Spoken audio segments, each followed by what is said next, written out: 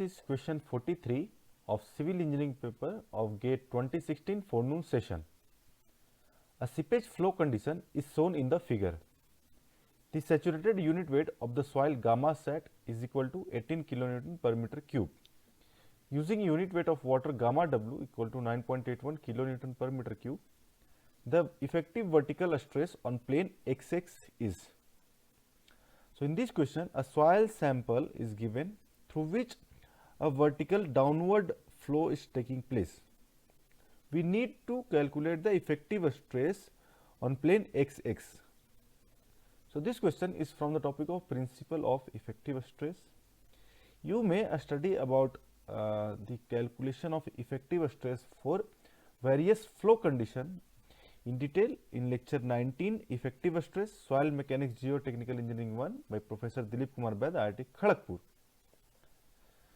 So, we know that if there is no flow takes place, then the vertical stress at any depth in the soil sample can be written as Z into gamma submerged.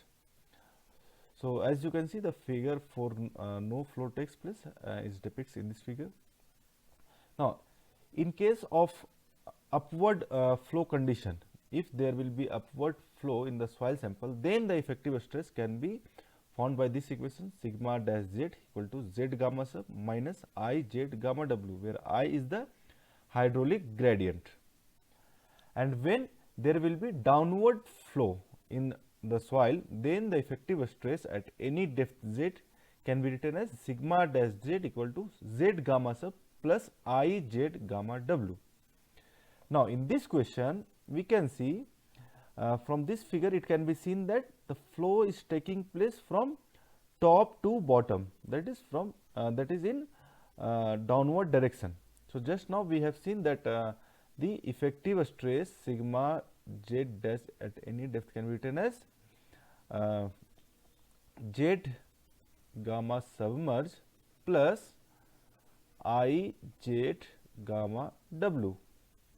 So, here we need to calculate the depth at 5 meter depth. So, z will be 5 meter and gamma submerged will be, since gamma sat is given, so we can find the gamma submerged. So, gamma submerged equal to gamma sat minus gamma w. So, gamma sat is given as 18 and gamma w 9.81. So, gamma submerged will be 8.19 kilonewton per meter cube. Now, we need to find this hydraulic gradient. So, hydraulic gradient I is equal to the head difference divided by length. So, here we if we find the head difference, so the head difference we need to calculate. So, if we take the L length of the soil sample is 6 meter or throughout the soil sample, so we need to find the head at top of the soil sample and head at the bottom of the soil sample. From there we can get the head difference and we will divide that head difference with the soil of this size of the or length of the soil sample, then we will get the hydraulic gradient I. Then we may put this I value in this equation and we will get the sigma z dash. But first of all we need to find the head difference. So, for calculating the head difference, we must calculate the head at the top and bottom of the soil sample. So, at this top TT and bottom, that is BB, we need to find the head.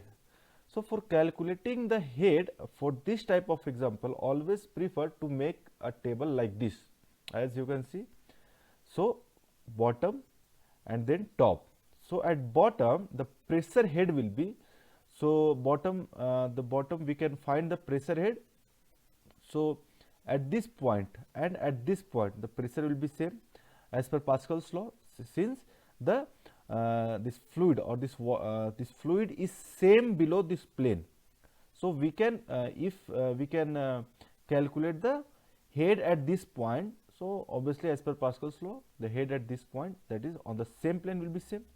So, now for this point the pressure head will be, So the depth of water above this point is 1 plus 5 plus 1, that is 7 meter. So 7 meter. Now datum head. So assume that bottom as a datum, or BB as a datum. So, assume that this is a datum line. So for bottom, the datum head will be 0.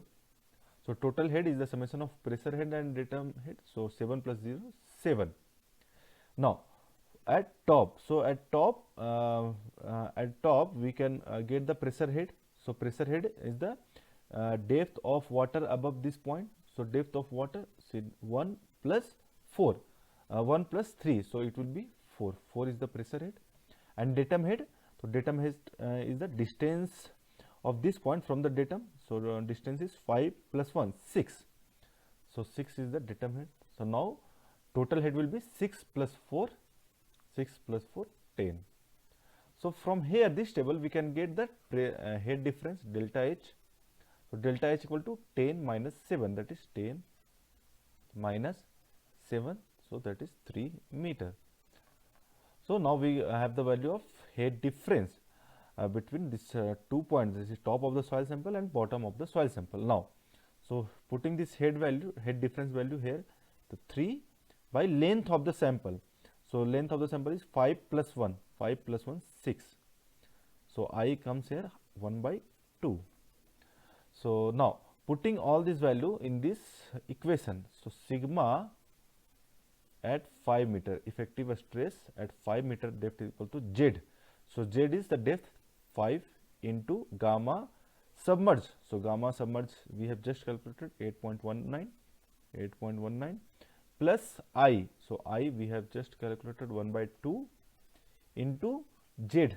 Z is the depth at which we are calculating the effective stress, and gamma W, that is unit weight of water, 9.81.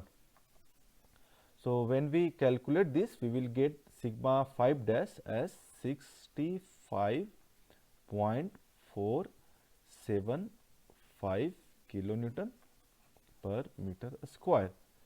So for this question, we need to find this effective stress, effective vertical stress on plane XX. So the value we got 65.475, 65.475 kilonewton per meter square. So 65.475 is the correct answer for this question. Thank you.